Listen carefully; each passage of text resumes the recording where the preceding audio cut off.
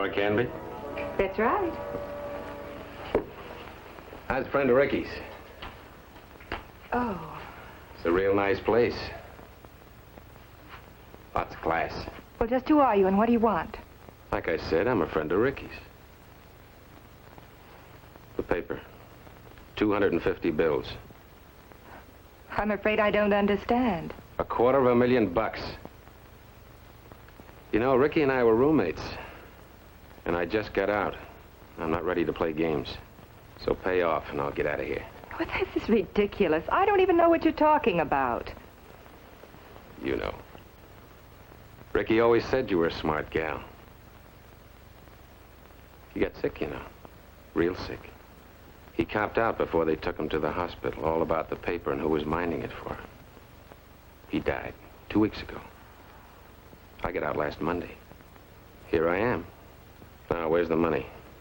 You've been sitting on it for 5 years. Don't worry. You'll get your cut. The money? Like I said, don't play games. The money!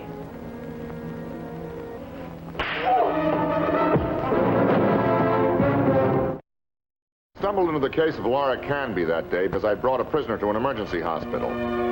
He'd fallen off a fire escape while trying to get away. All right, book him and take him over to the county hospital. Let him get a good night's rest, and I'll take him to court tomorrow. Ah, what a day. No let up since I came on duty. Yeah. Just a second, you can sign this. What's her problem? Amnesia. She ran off a curb, bumped against a car, fainted. No injuries. Seems like a nice girl. Can't remember her name. Nothing, no identification, no handbag, just that locker with her picture inside. Yeah, tough case. You notify missing persons? Yeah. Here, you can sign this now. Lieutenant? Just a second.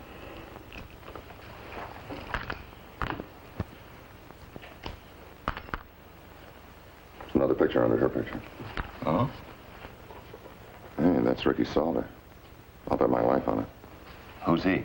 Well, some con they sent up to Statesville 5 years ago. He died definitely. It was the mainspring in a $500,000 bank job. We recovered half the loot, but we never talked about the rest. We never knew that he had a wife or a girl, though. She's mining it for him. This is no time for her to lose her memory.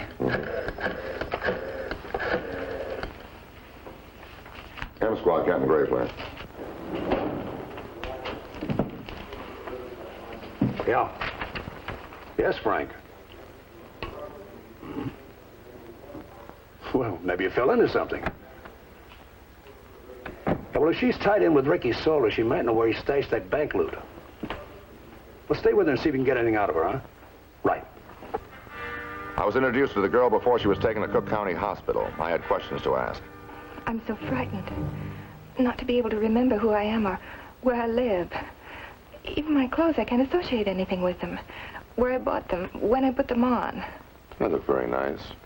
Which could mean that you have money or else you have a good salary. I don't know. No wedding ring? Some married women don't wear a band. Why would you be running in the street without a coat or your purse? I can't remember. I was just running. She does remember running into the street on the automobile. And I wasn't hurt. I was just so scared I fainted, I guess. What are you going to do with me? Keep an eye on you. Or you'll be identified soon or get your memory back. Why would you be running on a street? Did you suffer some shock? Possibly somebody's death? Does the name Ricky mean anything to you? Ricky Salter? No. Should I know him? Who's this? I don't recall ever seeing him. What about $250,000? Nothing. It means nothing to me. Why are you asking me these questions? Do you know who I am? Well, don't worry about it. If you have any relatives, they'll come forward and identify you. We've sent your description to the newspapers. Do you have to put it in the papers? I don't like things like that. You've got to find out who you are. I know. You're being very kind. You can help me, can't you? Certainly do my best. What happens to me now? Or you'll be sent to a hospital where you can get proper treatment. I'm sorry to be causing you all this trouble. Don't worry about it. It happens to other people every day. We'll find out who you are. take her back out in the hall now. Thank you. I feel better just from talking to you. Thank you.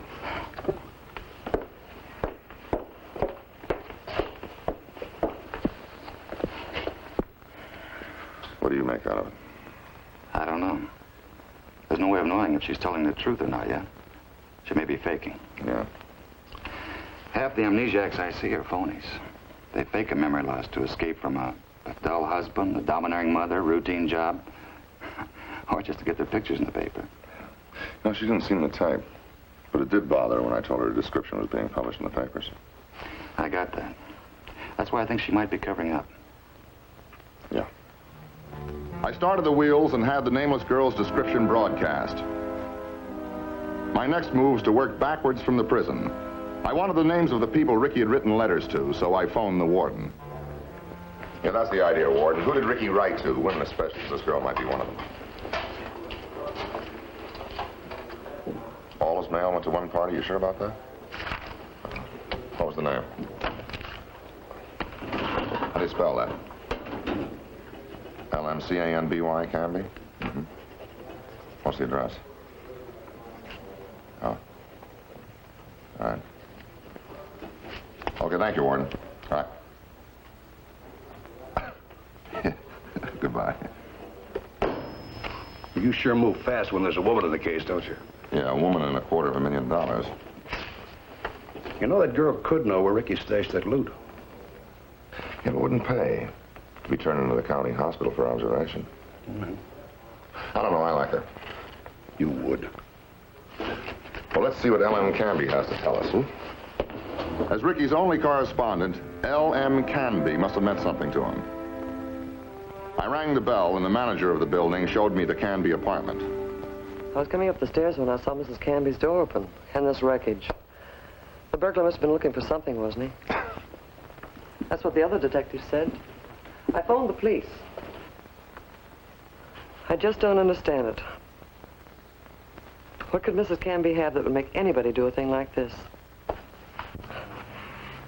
He behaved like a summer tenant. They can sure wreck a place, with or without children. Well, from your description of her, Mrs. Canby's in the hospital suffering from amnesia. Poor woman. And I don't know how to get in touch with her husband. Her husband? Yes, he's with the Army somewhere overseas. He fixed this place up for her and then was called away. And how long ago was that? Oh, 5 years ago.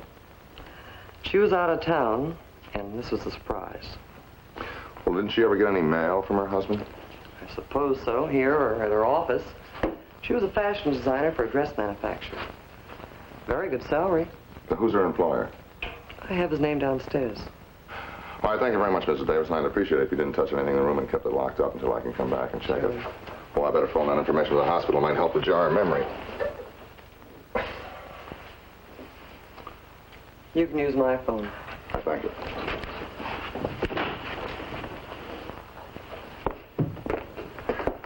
This is your aunt and uncle, Mr. and Mrs. Rutherford.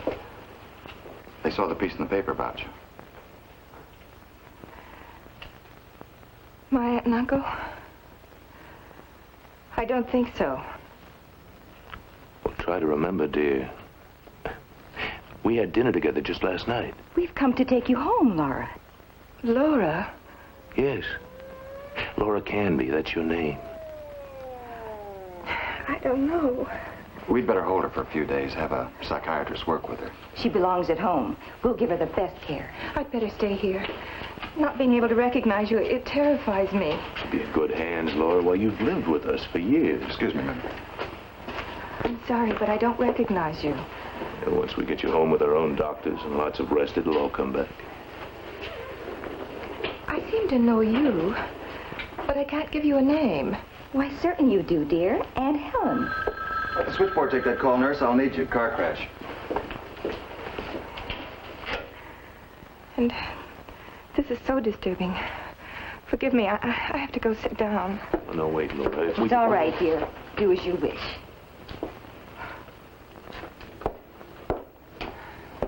I'll get the car. You take her out of here.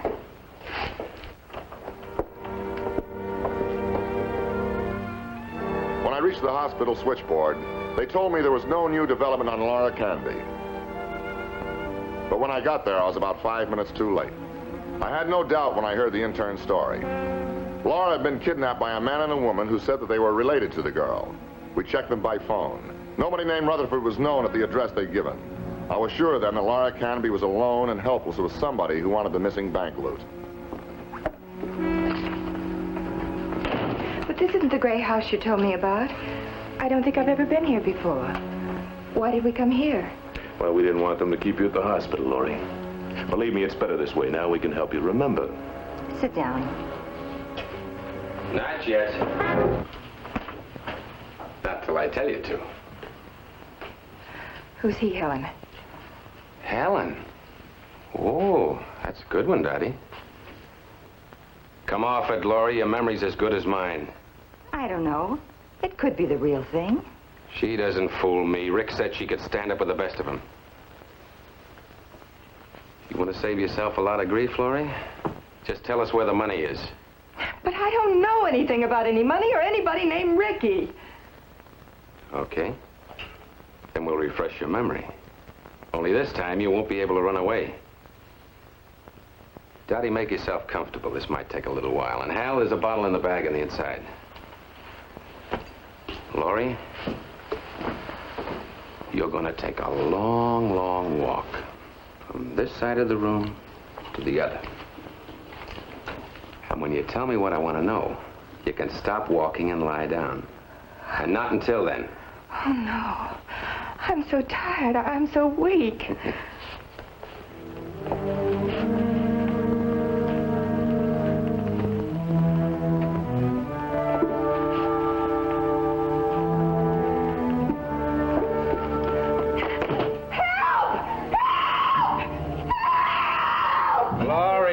You can scream your head off. There's nobody upstairs or downstairs. Nobody will hear you on the street either. Come on. Walk.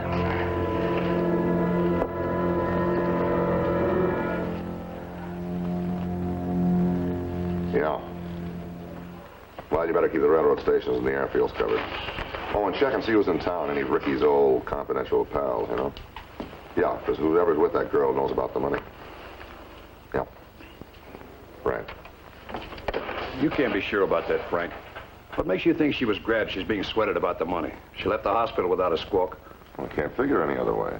She's a decent kid. I had a long talk with her boss.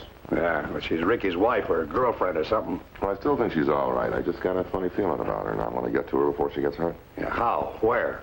You know, that doctor at the hospital couldn't spot that couple in the mug file. Yeah. Now where you going? Oh, just look up some of Ricky's old prison pals. Beginning with Jerry Langdon. He was his last cellmate. The warden told me that Ricky was out of his mind when he was dying and talked about his money. I figured that somebody got a clue to where it was and needed Laura to get at it. If my hunch was right, it had to be somebody fresh out of Stateville prison. So I went to see English Molly. Well, hello, good news. What trouble brings you here this time? No trouble, just a couple of questions. How's the joint doing? Well, I can't complain. There are 3 business conventions in town, all of them Thursday. You didn't come here to ask me that. No. I got a list of characters here. Do you know any of them? Frank, why don't you ring me instead of coming here? If it ever got out that I've been seen talking to cops... What's wrong with a cop talking to his friends? Well, nothing, if they don't ruin her business or maybe her neck. Molly, when I came in here, I looked around. There's not anybody in here that knows me, so take it easy. What about the characters? Well, a lot of them I don't know. Little Naples, I don't allow in the place. Sammy Sideways, I haven't seen him. But the bartender did say that Jerry Langdon and Hal Sherman have been in for a drink. Oh, Sid Ruby, he says my drinks cost too much. He's right. Aren't all these boys just out of stir? Yeah, that's right. Well, is there anything else I can tell you? Jerry Langdon with Hal Sherman, who's he? Hal? Oh, he and his wife Dottie are just a couple of little bunco artists, but not serious enough for you to worry about. Mac told me that they're searching for an apartment, so maybe they're going to settle down now. Sure they are. What part of town are they looking at? I don't know. No, I didn't see them. I only knew that they were here because the barman happened to mention it. Well, I'm glad to see you have a good class of clientele. Okay, thanks. Thanks, Molly, and relax.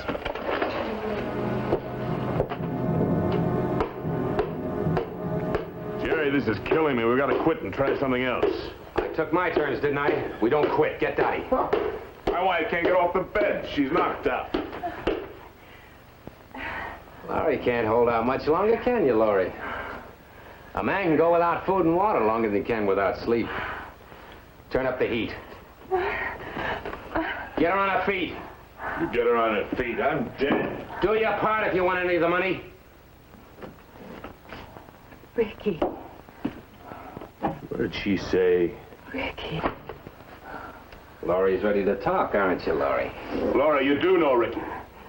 Where's Ricky's money? He said you had it. I don't know anything about any money. I don't know anything about Ricky. You lie. He said you had it. He said Laurie has the 250 G's. I heard him in our cell. All right. Keep walking. Don't sleep. Don't sleep. Kill yourself. I got a bite of lunch and went back to work on the released prisoners. The morning's grind hadn't turned up one who'd admit that he'd heard Ricky talk about his money. Sid Ruby was first in the afternoon line. Sid was a pickpocket. I only met Ricky in the yard. I don't want no trouble. I'd tell you anything I knew. Getting a job out of town. Can make my hands behave. Okay, Sid. Good luck. Thanks. You haven't seen Jerry Langdon, have you? No. Why don't you talk to him? Why? Oh, nothing. Just why don't you? Why? We rode in from Stateville together. He was Ricky's cellmate. He got loaded in the first saloon we hit. Talked about money, big money, a job, big and easy. What else? That's all. I wanted to get home. What money was he talking about? I don't know. Maybe Ricky cut him in. He liked Jerry, trusted him. They bunked together 2 years. What else did he say? That's all. He was going to be rich, and right away. Okay, Sid, thanks a lot.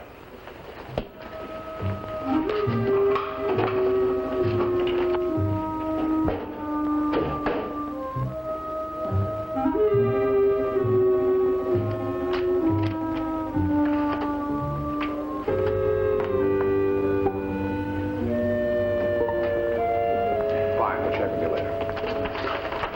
You getting anywhere? I think we've narrowed it down to Jerry Langdon. The thing I can't figure is he was seen with Hal Sherman, the bunco boy. Well, could be he changed his line. Well, could be. But usually bank robbers and swindlers don't get along together. They're different types, different mentalities. But he had a drink with Hal Sherman at Molly's.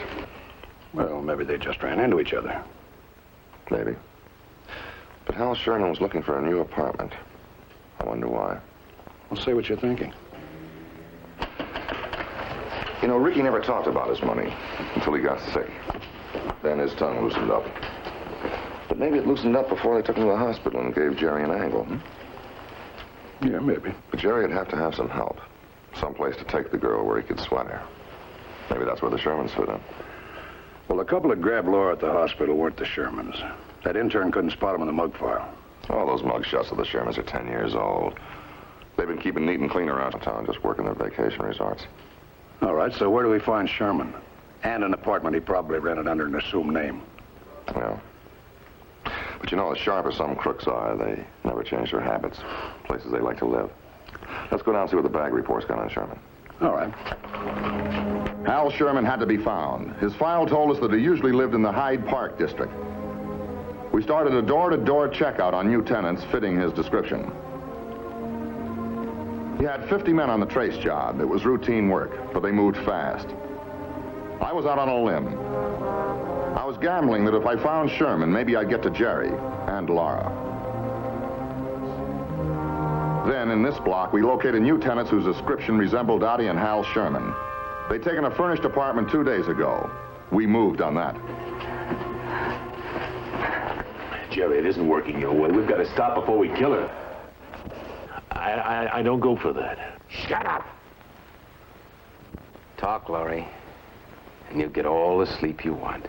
It's as simple as that. I don't know anything about any money. Ricky says you've got it. All right, don't sleep.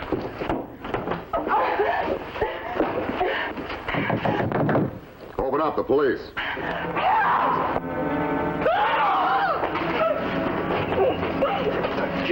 fool! Sherman, open the door. Do that. They haven't got a thing on us. We never touched it.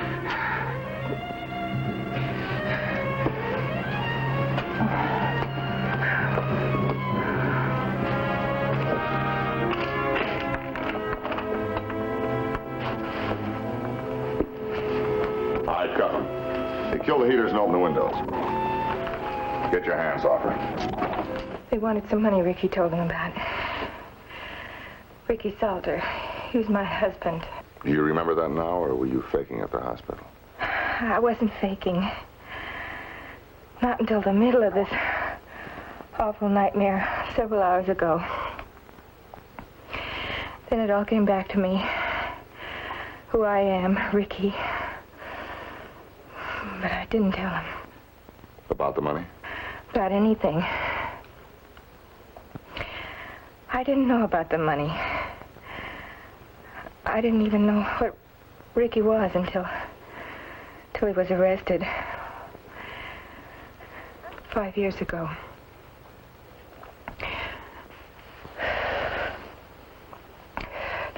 It all happened so fast.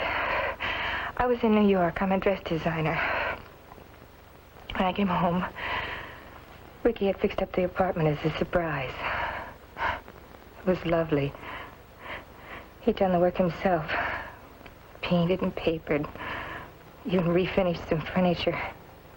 I've never been so happy. Then, 3 days later, they picked him up on the street. I don't want to think about that now. And I really got to get some sleep, please. I'll get you to a hospital. Somehow, I knew you'd help me. I thank you very much. That's what they paid me for. Okay. Well, what I don't get is why a bank robber like Ricky turned into such a good husband. All this decorating. How much you want to bet that I'm wrong? About what? About where the money is at. You could have bet. Okay.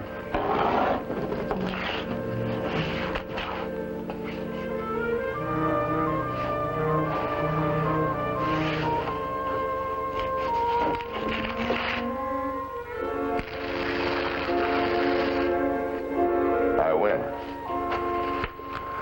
Ricky was a good decorator, all right. A $250,000 wallpaper job. Just for Laura. That's what I call real love. I wish somebody loved me that much.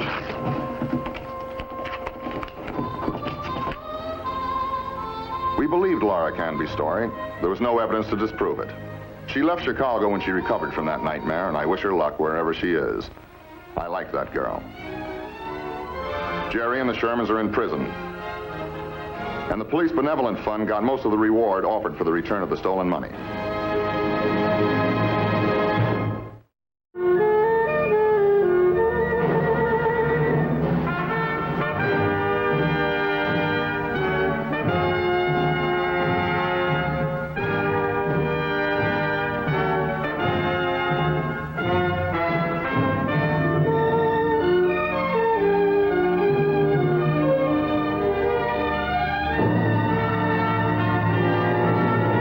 Be sure to tune in again next week for another exciting story from the files of M Squad.